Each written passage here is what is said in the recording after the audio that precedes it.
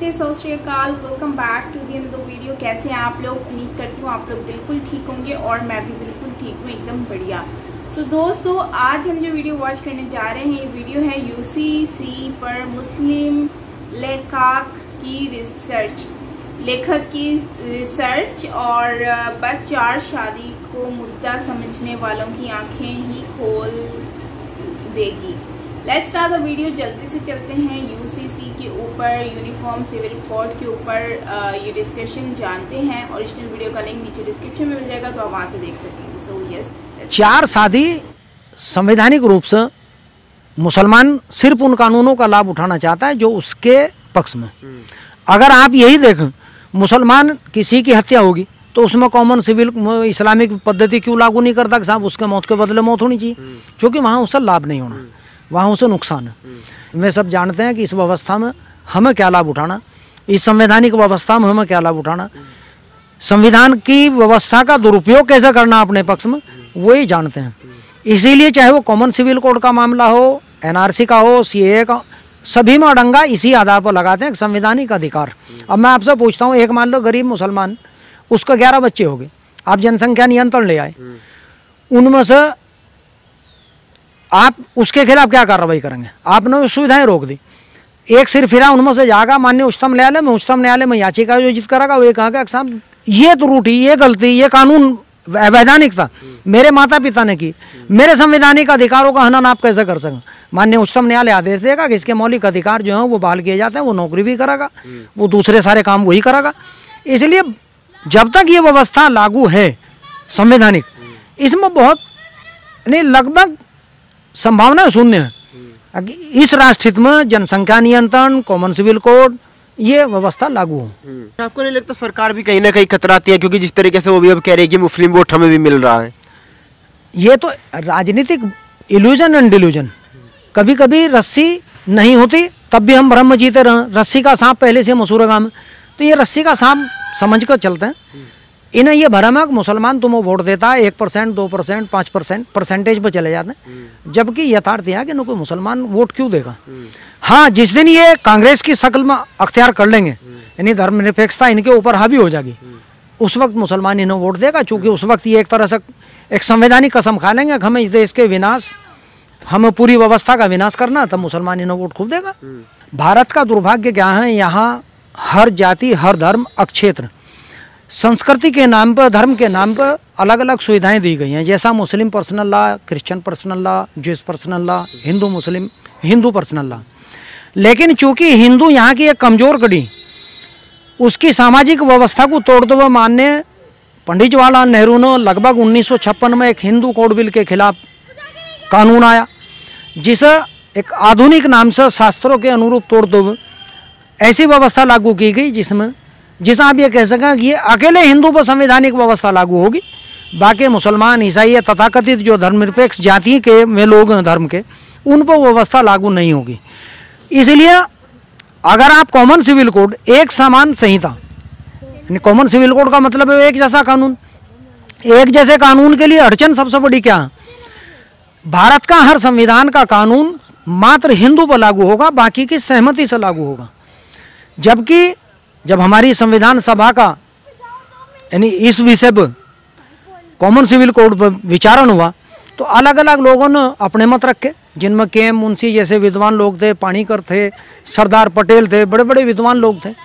उस वक्त भी उन लोगों ने कहा था, जब एक देश, एक विधान, एक संविधान, तो संवैधानिक व्यवस्था के अनुरूप सामाजिक कानून भी एक क्यों ना हो। लेकिन इसे चूंकि कुछ में लोग थे जो चाहते थे इस देश में कुछ विघटनकारी तत्व ऐसे रहने चाहिए जो इस देश की व्यवस्था के सरमदर्द हमेशा पैदा करते रहें, और कुछ निहित स्वार्थों को पूरा करने के लिए इस तरह के कानून हमेशा मेंटेन रहें।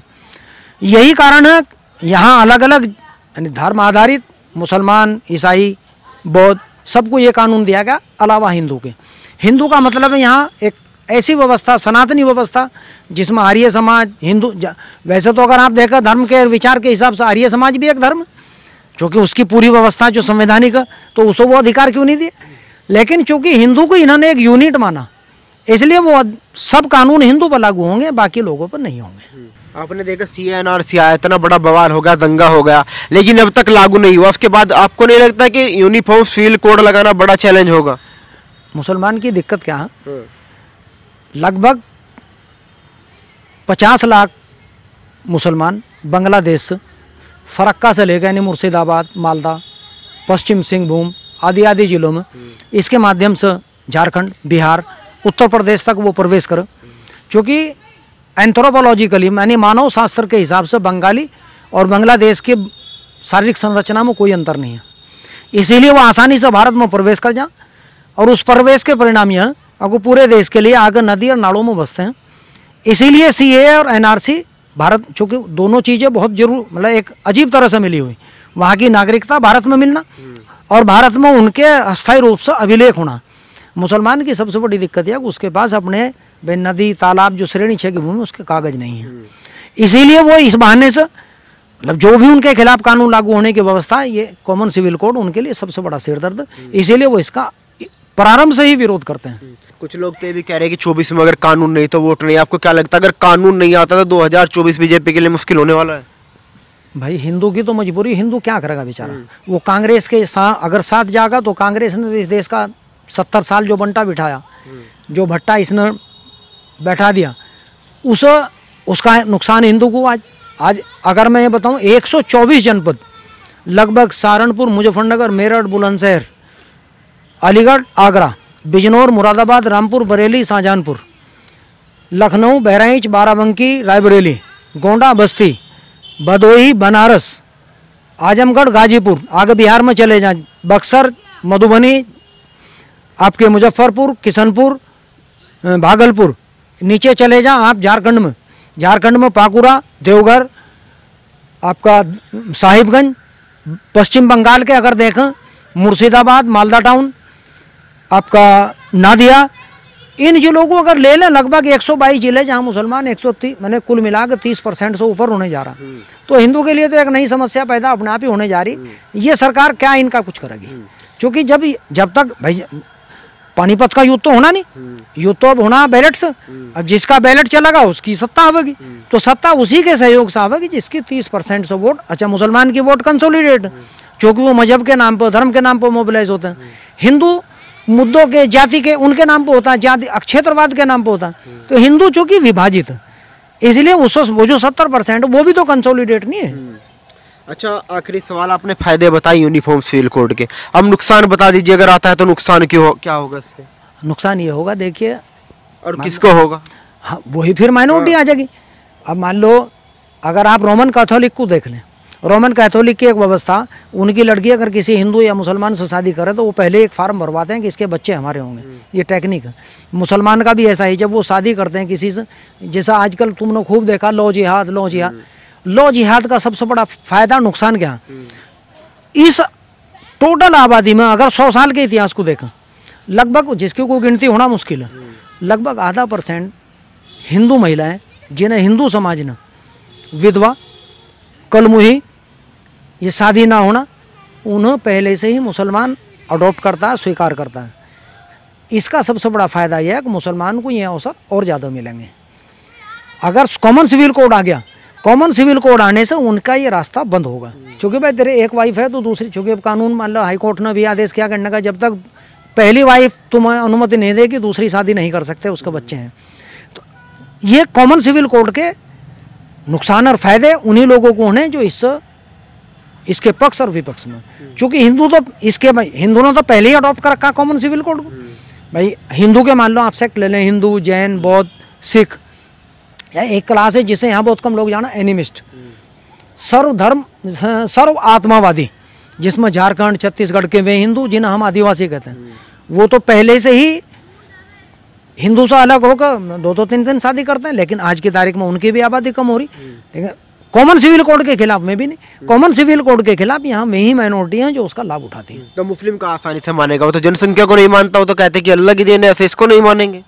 नहीं, मुसलमान कानून से मुसलमान का क्या मतलब? कानून तो वो तो ये कहता है कि मैं तो सर्वोच्च उच्चतम न्यायालय का जो कानून है, अर्थात जो खुदा का कानून है यानी कुरान का जो कानून है, मैं सिर्फ उसे मानता हूँ, बाकी सब मेरे लिए ऐच्छिक है, मानना ना मानना मेरे लिए कोई अनिवार्यता नहीं है, तो उसका तो खुला ऐलान। आपको नहीं लगता लागू हो? नहीं, अभी कोई समस्या का समाधान पूरे भारत में दिखाई नहीं देता, क्योंकि चुनाव होने के अगले दिन किसी भी जनप्रतिनिधि को अपनी हार और जीत का समीकरण बनाना पड़ता है, इसीलिए वो इन समस्याओं को पीछे करके चलते हैं। दूसरी समस्या है साहब हम विकास करें, अरे विकास आप कौन करने वाले, हिंदू का विकास कौन कर रहा? आज पूरी इंडस्ट्री, आप अगर भारत की कुल इकोनॉमी को देखें तो मुश्किल से 2% भी टैक्स देने वाले दूसरे नहीं अलावा हिंदू के। तो ये बाकी, जबकि 30% इनकी अगर आबादी है पूरे देश में, कुल मिलाकर 25%, तो टैक्स 2% देने वाले, 1.5% देने वाले क्यों हैं? बाकी का टैक्स देने की व्यवस्था क्या? इसी का लाभ उठाकर ये सब लोग इनका विरोध करते हैं, जानते हैं कि इसका लाभ हमें मिलेगा। सो फ्रेंड्स, ये भी वीडियो एंड होता है और आपने देखा कि यहाँ पर मुस्लिम्स काफी हद तक जो है ना वो एग्री कर रहे हैं यूसीसी के साथ, और जो लोग एग्री नहीं कर रहे यकीनन उनको 4 शादियां करनी है, इसी वजह से वो लोग एग्री नहीं कर रहे। अब साइडी सी बात है, जैसे इन्होंने बोला है कि 4 शादियां मतलब करनी और फिर बच्चे 11-12 बच्चे पैदा करके छोड़ देने, ना उनकी एजुकेशन का कोई लेना देना ना कुछ। और अगर हम देखें तो जितने ज़्यादा बच्चे होते हैं उनकी एजुकेशन में उतना ही हमें नज़र आता है कि क्वालिटी बहुत ज़्यादा डाउन हो जाती है, वो काफ़ी ज़्यादा आगे नहीं बढ़ पाते, वो एक मजदूरी वाली काम में ही लगे रहते हैं। तो जाहिर सी बात है आपकी पॉकेट साथ आपका नहीं देती है और फिर आप बाद में कहते हो कि हमें गवर्नमेंट जो है वो एजुकेशन नहीं दे रही है, या फिर गवर्नमेंट हमारे बच्चों को जॉब्स नहीं दे रही है। तो आप कहते हो कि भाई गवर्नमेंट आपके बच्चों को एक अच्छी ऑफिसर वाली जॉब दे दे, तो जाहिर सी बात है ऐसा मुमकिन नहीं है। आपको अपनी फैमिली प्लानिंग करनी पड़ती है, कम बच्चे हों उनको अच्छी एजुकेशन दो, क्वालिटी एजुकेशन दो, उनको एजुकेशन अच्छी दोगे तो गवर्नमेंट 100% जॉब देगी, अच्छी जॉब देगी, लेकिन आपकी स्किल्स भी तो होनी चाहिए। आपके पास स्किल्स नहीं है और आप फिर बोलो कि डिमांड करो कि आपको एक अच्छी जॉब मिले, तो ऐसा पॉसिबल नहीं हो सकता। तो मैं तो ये समझती हूँ कि गवर्नमेंट ने इसके ऊपर बहुत अच्छा फैसला लिया है, ये यूनिफॉर्म सिविल कोड के ऊपर, कि जो ये शादियों के ऊपर जो है वो काफ़ी एक कंट्रोल करने की कोशिश की जा रही है। इससे क्या है कि अब देखें, एक बीवी है तो उसमें से 2-3 बच्चे तो पैदा कर ही लेंगे ना, 4 बच्चे तो पैदा हो ही जाते हैं, फिर 2 बीवियाँ 8-12 बच्चे हो गए ना, 2 भी कर लो तो 6 बच्चे हो गए 8। तो मैं तो कहती हूँ कि एक बीवी अच्छी होती है और बच्चे 2 ही अच्छे होते हैं, तो जिंदगी सुकून से जियो, अच्छी अय्याशियाँ मारो, क्या इतना रश डालना है, कोई जंग के लिए फौज तो तैयार नहीं करनी है ना, सारी सी बात है। तो मैं तो कहूँगी कि मोदी जी इस पर बहुत जल्दी लेकर आए, इस पर यूसीसी को फॉलो करते हुए, और अवाम जो वुमेन्स हैं, इंडियन मुस्लिम्स, वो अपने आप को सिक्योर फील कर सकें, अपनी लाइफ को सिक्योर फील कर सकें, तो ये बहुत ही अच्छा हो जाएगा। बाकी ओवरऑल आप क्या कहेंगे इसके ऊपर कमेंट सेक्शन में ज़रूर बताइएगा। हालात तो लोगों के देख के पता चल रहा है उनके गले खुश्क हैं, लेकिन क्या करें, कानून तो आएगा ही, जाहिर सी बात है, जब बात उठी है तो इसको पूरा भी मोदी जी करेंगे ही। लेकिन आई थिंक ये एक अच्छी बात है। अभी रिसेंट लास्ट ईयर की ही बात है कि योगी आदित्यनाथ जी ने तो बच्चों के ऊपर इनाम तक रख दिया था। उन्होंने कहा था कि एक बच्चा होगा तो उसको पता नहीं 1 लाख रुपया 2 लाख दिया जाएगा। तो इसी तरह से, और जिसका बच्चा ही नहीं होगा उसको हम मतलब कि ज़्यादा अमाउंट देंगे। तो कहने का मतलब ये है कि पॉपुलेशन कंट्रोल की जा रही है, और जब आप इतनी शादियों का फ़ायदा उठाओगे तो फिर आप कंट्री के लिए तो नुकसान ही कर रहे हो ना। और वैसे भी इतने बच्चों का करना क्या है, कि बड़े होंगे, कमाएंगे, खिलाएंगे। भाई जब आप 2 को ही अच्छी एजुकेशन दे दो तो वही आपको इतना कमा कर खिला देंगे कि आपको इतने ज़्यादा बच्चे पैदा करके मजदूरी पर लगाने से बेहतर है। तो मुझे तो यही लग रहा है, बाकी आप बताएं कमेंट सेक्शन में। मिलते हैं नेक्स्ट वीडियो के साथ। अपना बहुत सारा ख्याल रखिएगा। Till then take care, lots of love and